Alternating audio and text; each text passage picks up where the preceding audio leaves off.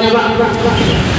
Kalaupun warga Ratusan warga RT 7 dan 9 Kelurahan Kemelak, Kecamatan Batu Raja Timur, Oku, menggelar aksi di depan kantor Pemda Oku dan menuntut perhatian pembangunan infrastruktur jalan.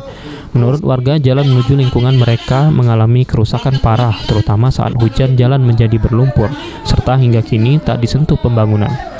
Evan Darlevi, Ketua RT 7, mengatakan tuntutan warga mendatangi kantor Pemda ini hanya satu, yakni pembangunan jalan yang panjangnya lebih kurang 5 km.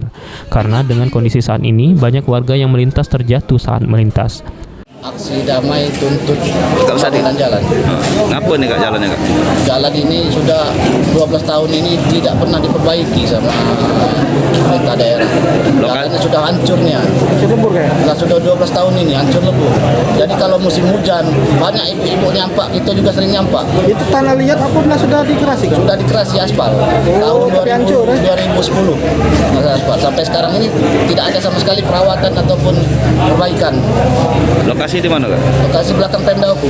Sudah berjanji pemerintah untuk dibangun, tetapi ternyata pas realisasi tidak ada.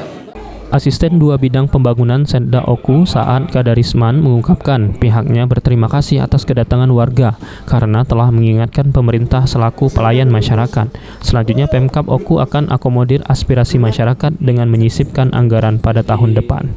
Sebenarnya kita terima kasih ya, jadi masyarakat mengingatkan kita selaku pelayan masyarakat juga sebenarnya bahwa ada jalan kita yang rusak parah. Ya kita akui mungkin kita sudah dipantau sebenarnya karena keterbatasan anggaran, jadi memang bertahap, tapi insya Allah akan kita prioritaskan. Kalau bisa masuk di anggaran tambahan 2022 nanti kita upayakan untuk dimasukkan.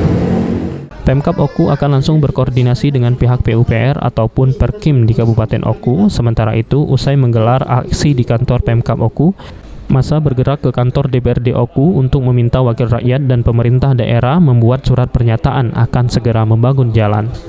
Ari Pranika, PAL TV.